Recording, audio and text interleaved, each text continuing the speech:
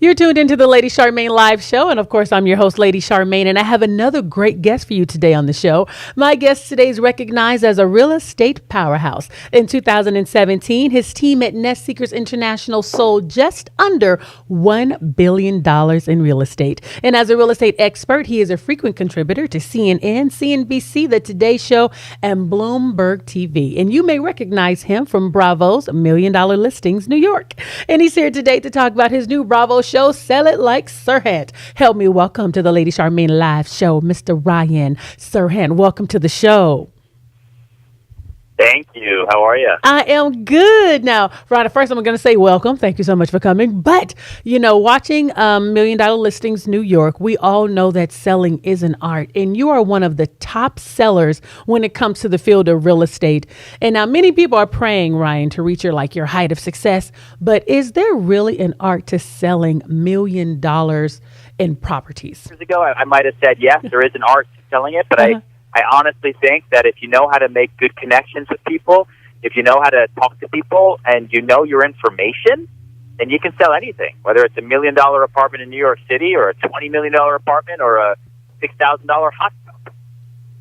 So how did your career in real estate begin, and how did you build up the confidence to move up to properties that are worth 1,000, thousands, and up to the millions? I got into real estate by accident. I moved to New York City in 2006 to be an actor. I told myself when I graduated college in 2006 that, that's what I wanted to do. And if I didn't at least try it, I would kick myself later on down the line. So I moved to New York. I did, a lot of off Broadway shows in basements and on the sidewalk and stuff. And I got to a soap opera, but then they killed me off. So I basically ran out of money. And I was either going to go home to Colorado, or I had to figure out something like a survival job. And a friend of mine in 2008 told me to get my real estate license, said it was easy, and he said I could make my own hours. And so that's what I did. And I started in the business the day that Lehman Brothers filed for bankruptcy in 2008. So I've been doing this just about 10 years, and I just fell in love with it. I wasn't a naturally born salesperson. But I figured out how to become one, and I'm not looking back. So then you have this opportunity that just drops in your lap, I believe, $1 Million Listings New York. So from the time you started in real estate, when did $1 Million Listings New York drop in your lap? 2 years later. I'd only been doing it for actually just under 2 years. Really? I was cast on the show in March of 2010. I didn't start real estate until September 2008. So from that time, you were able to do basically $1 million in revenue as a real estate agent. Now, many people are praying for that type of success. And then you wrote a book, Sell It Like Serhant, which was also turned now into a Bravo television show. So when this book came about, why did you decide to put some of your trade secrets in a book to be able to help others? What was your vision behind the book? I focus a lot on brands, right? Brand and reputation is really important to me. And the reason I did $1 Million Listing New York in the first place 8 years ago, when we started it, was I figured, you know what? I'm a salesperson. And the more people who know what I sell, the better. So the same thing with the new show, Sell It Like Serhant, is all about sales. And the book is all about sales. So the more people who know what I sell, the better. And you know what? The book is a little bit of me giving back. I spent 10 years learning how to do something I wasn't born to do. And how I did that, I think, is helpful for other people who might want to get into a business that they don't feel like they were born to do it. And sales is an amazing business to be in, no matter what you're selling, because no one's ever going to tell you sold too much. Right. You made too much money because you sold too much. That has never happened ever. So there is no ceiling to being a salesperson, and it's amazing.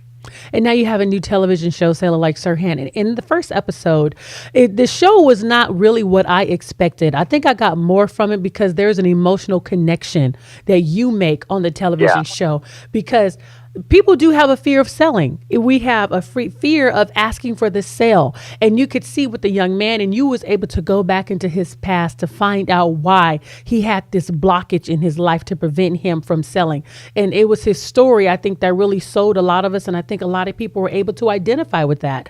When you decided to do this show, why was telling the person's story, the backstory, so important for you to maybe show us why they had these blockages? And we could see that within our own selves. I saw that within myself watching the show. Yeah, no, that's amazing feedback to hear. Thank you. To be honest with you, that wasn't the plan at all. It just sort of happened. You know, we initially planned on it just being straight business. I was going to walk in, I was going to give sales tips, I was going to really help this person sell, and then they would either keep their job or they'd be fired. And then we'd move on to the next episode. But what ended up happening as I worked with these people for a week each time was it became more of a transformative show. You know, it almost became like a makeover show a little bit. In that a lot of the people I worked with were having trouble being themselves. Were having trouble waking up in the morning. Were having trouble at home with family or with bills or with their husband or their wives. And so I worked with them to kind of be better people, so that they could then be better salespeople. And if they were able to get more confidence and feel more comfortable talking to people and just feel better about life in general, that all helps in enhancing them with their sales. And that's why I think the show really has been connecting with people on a personal level, because it's not just the business. You actually care about the people you're watching, and which is great. You care about salespeople. What other show has ever done that? Right. And I like the fact that the gentleman, he reminded me of myself when I started off in sales. You don't want to be that pushy salesperson, but there is a way to do it. And I like the fact that you gave points, ask questions. And then I noticed how he missed on several times asking for the sale when they was like, oh, that's good. The wine was good, but he didn't ask for the sale. And I can see you behind the scenes getting upset, but it was really funny because it is so real. And can you tell us, why are we afraid to ask for the sale? We could talk about everything else, but it's that close. What is the secret to the close? The secret to the close is not focusing on the close. If you focus on anything too much, that's why they say a watched pot never boils. Just because it's true. If you just focus too much on it and you pressure yourself, that's something you're putting on yourself. The sale is going to happen or it's not going to happen, right? Whatever will be, will be. You just have to either speed it up or slow it down. And if you focus on the relationship with the person, you present the value, and you're just presenting options to somebody, and you're assuring them of an option that they're going to choose anyway. Or you're assuring them of an option that they might not have chosen, and thank goodness they spoke to you, because now they're reassured that the option that they're now choosing is the better one. And then it's not really a close. You're not closing them. You're not selling them. You're helping them. And you're giving them information that they might not otherwise have had. And that's what closing is. That's what selling really is. It's assuring people of the best option that they are going to make. Well, I think that is a great way to end this interview. Thank you so much for your points. And I want to remind everyone to make sure that you tune in to Sell It Like Serhant, which airs every Wednesday, 9/10 Central on Bravo. Again, this is Mr. Ryan Serhant. Like I said, you may know him from $1 Million Listings, New York. And I definitely wish you the best. And everybody, make sure you tune in Wednesday nights on Bravo, 10/9 Central. Thank you so much for coming on the show. Thank you. You're welcome. Bye-bye. And again, you're watching Lady Charmaine Live. And I want to remind everyone to make sure that you go to Up and Away Travel Services and make sure you book your travel and your summer travel today. All you have to do is go to Up and Away Travelservices.com. Make sure you call Sherry Brockman at 916-826-6606. And if you have a desire to go into the travel business and you want to, book a travel at an inexpensive rate, all you have to do is become a travel agent. And you can do that also through Sherry Brockman at 916-826-6606. And don't forget to tune in tonight to Hot Topics with Lady Charmaine Live on Facebook. Make sure you go to my Lady Charmaine Live page, like it, and make sure you subscribe so you can get your notifications when we go live. Also follow me on all of my social media pages. And again, thank you so much to my guest today, Mr. Ryan Serhant. Tune in Wednesdays to Sell It Like Serhant on Bravo, 10/9 Central.